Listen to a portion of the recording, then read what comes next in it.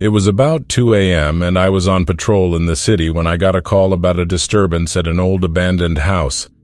I've been to this house before and I know it's supposed to be haunted, but I've never seen anything paranormal there before, so I didn't think much of it. When I got to the house, I could see that the front door was open. I cautiously walked inside, and that's when I heard it. It was a noise like a child crying. It was coming from upstairs. I drew my gun and slowly made my way up the stairs. When I got to the top of the stairs, I saw a little girl standing in the hallway. She was about 6 years old with long blonde hair and blue eyes.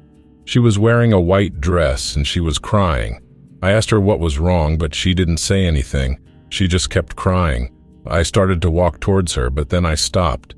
Something about her didn't seem right. She looked too perfect, too clean, and her eyes were empty, like she wasn't really there. I took a step back, and that's when she disappeared. I stood there for a moment, trying to understand what had just happened. I knew I had seen something, but I didn't know what it was. I turned and walked out of the house, and I never went back. I've never told anyone about what I saw that night. I'm not sure if they would believe me, and I'm not sure I would believe me if I were them, but I know what I saw, and I know it was real.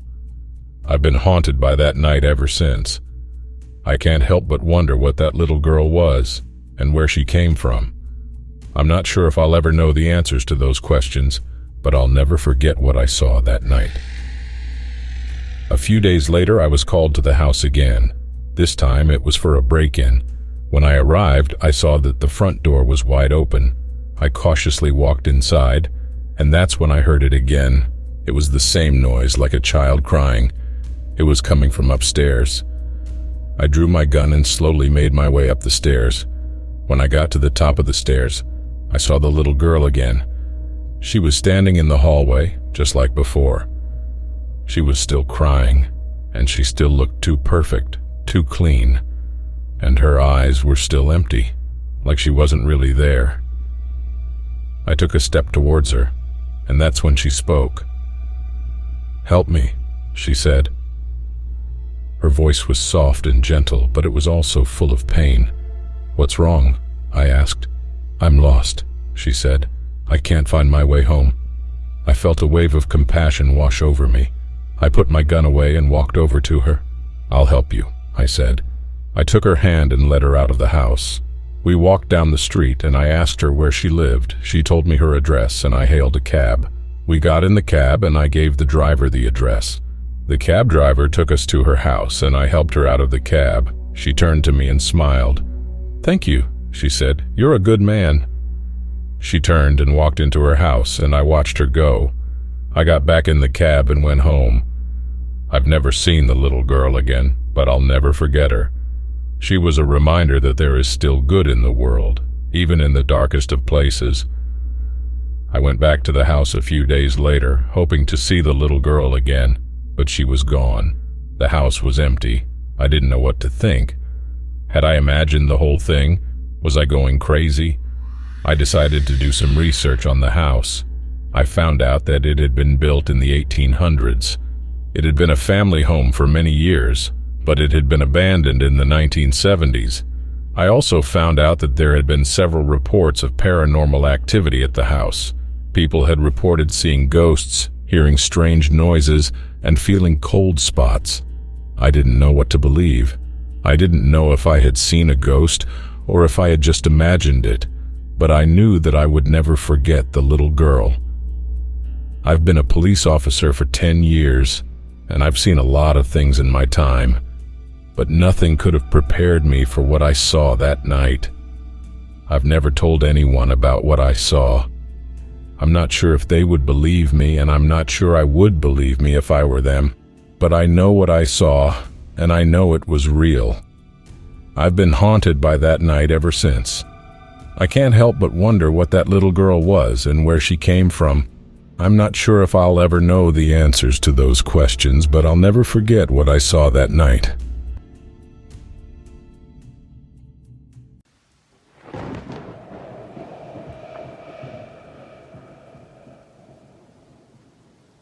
I've been a security officer at the Winchester Mystery House for over 10 years now, and I've seen a lot of strange things in my time. But nothing could have prepared me for what I saw last night. It was about 2 a.m., and I was making my rounds of the house when I heard a noise coming from the basement. I went to investigate, and that's when I saw it.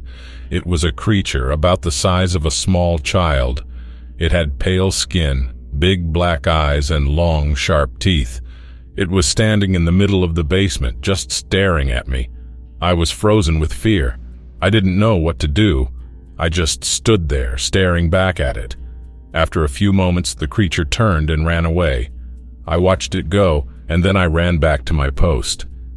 I didn't know what to think. I had never seen anything like it before. I didn't know if it was real or if I had just imagined it. But I knew one thing for sure.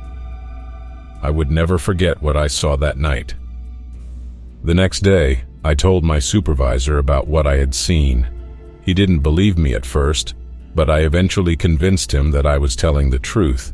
He told me that there had been other reports of strange creatures seen at the Winchester Mystery House over the years.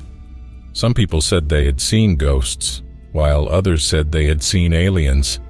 I didn't know what to believe, but I knew one thing for sure. I would never be the same after what I saw that night. I started to do some research on the Winchester Mystery House. I learned that it was built by Sarah Winchester, the widow of gun magnate William Winchester. Sarah believed that her family was cursed, and she built the house as a way to appease the spirits of the people who had been killed by Winchester rifles. The house is said to be haunted by the spirits of those who died in the Civil War, as well as by Sarah Winchester herself. I don't know if the creature I saw was a ghost, an alien, or something else entirely, but I know that it was real, and it changed my life forever. I've been back to the Winchester Mystery House a few times since then, but I've never seen the creature again. But I know it's out there, somewhere, and I know that it's watching me. I couldn't sleep that night. I kept thinking about the creature I had seen. I tried to tell myself that it was just a figment of my imagination, but I knew that wasn't true. The next day, I went back to the Winchester Mystery House. I wanted to see if I could find any more evidence of the creature. I searched the basement, but I couldn't find anything. I searched the rest of the house, but I couldn't find anything either. I was starting to think that I had imagined the whole thing. But then I saw it again. I was walking down the hallway when I saw a shadow out of the corner of my eye. I turned around, and that's when I saw it. It was the creature, standing in the doorway of one of the rooms. It was just standing there, staring at me. I froze. I didn't know what to do.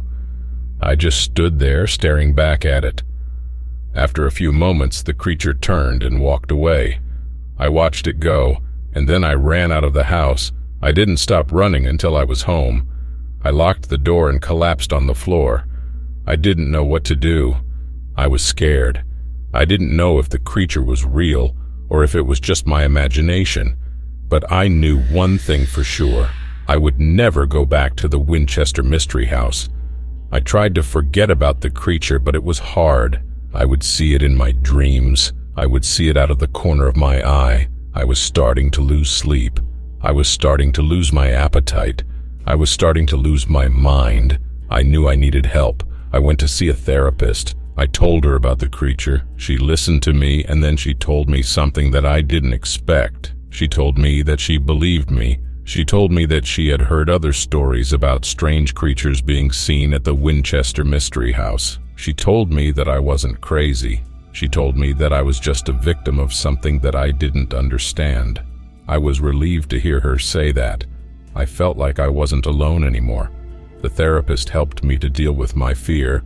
She taught me how to relax and how to cope with the stress of my situation.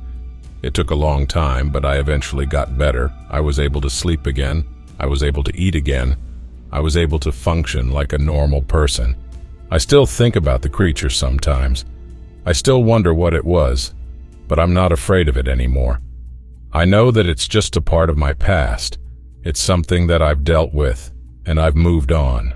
I'm a survivor. I've been through hell and back, but I'm still here. I'm not going to let the creature define me. I'm not going to let it control my life. I'm going to live my life the way I want to live it. I'm going to be happy, and I'm never going back to the Winchester Mystery House.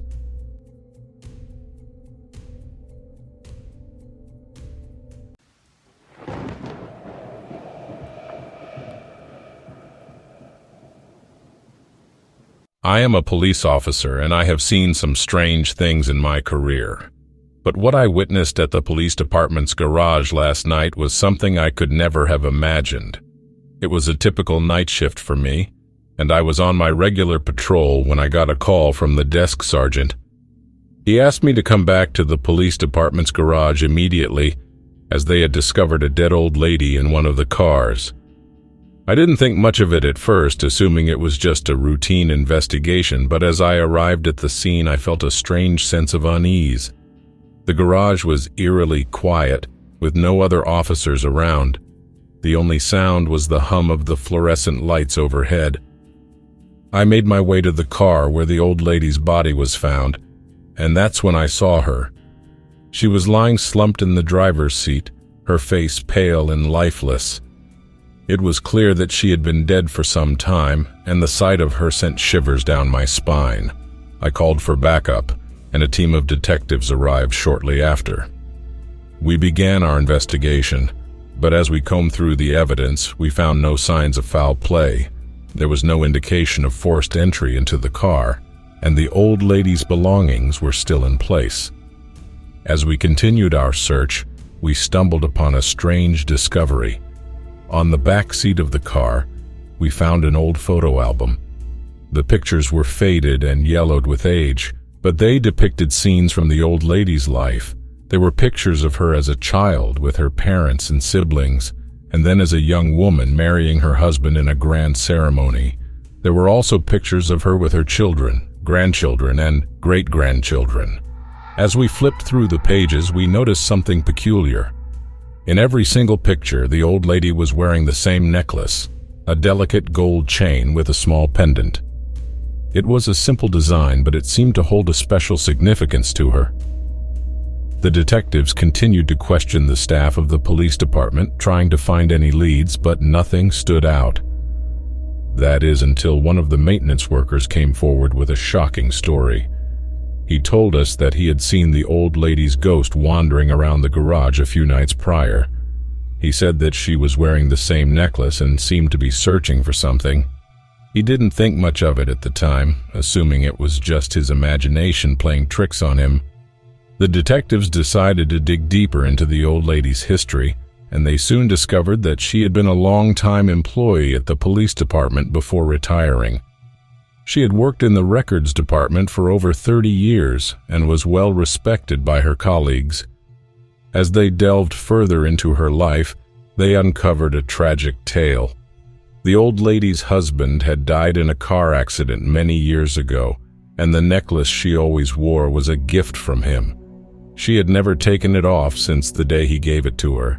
The detectives began to piece together the puzzle, and it all started to make sense. The old lady's ghost was searching for her necklace, which had somehow been lost or misplaced in the garage. They decided to search every inch of the garage, looking for any sign of the missing necklace. Finally, they found it. It was lying on the floor of one of the storage rooms, hidden beneath a pile of boxes. As soon as the necklace was recovered, the old lady's ghost disappeared, never to be seen again. It was a strange and paranormal experience that I will never forget. The old lady's ghostly presence had lingered in the garage for so long, searching for the missing necklace that held such sentimental value to her. It was as if she couldn't rest until she had found it. The detectives returned the necklace to the old lady's family, who were grateful to have it back. They spoke of how much the necklace meant to their mother and how she had never taken it off, not even when she was hospitalized in her final days. As for me, I couldn't shake the feeling of unease that had settled over me since finding the old lady's body. It was as if her ghostly presence was still lingering in the garage, and I couldn't help but wonder if there were other paranormal forces at work. Over the next few weeks, strange things began to happen in the police department's garage. Officers reported hearing unexplained noises and seeing shadowy figures moving in the corner of their eyes. Some claimed to have seen the old lady's ghostly figure wandering around the garage, searching for something. The detectives continued to investigate, but they found no explanation for the strange occurrences. It seemed as if the old lady's ghost had somehow opened a doorway to the paranormal world, and now all manner of supernatural forces were at play in the garage. Eventually, the police department decided to close down the garage for good, citing the strange and unexplainable events that had taken place there. The old lady's ghostly presence continued to be felt, even after the garage was emptied out and the doors were locked. I still think about that night and wonder what other supernatural forces may be at work in the world around us. It's a reminder that there are things beyond our understanding and that we should always be prepared for the unexpected. The paranormal is very real, and sometimes it can be more frightening than anything we might encounter in our everyday lives.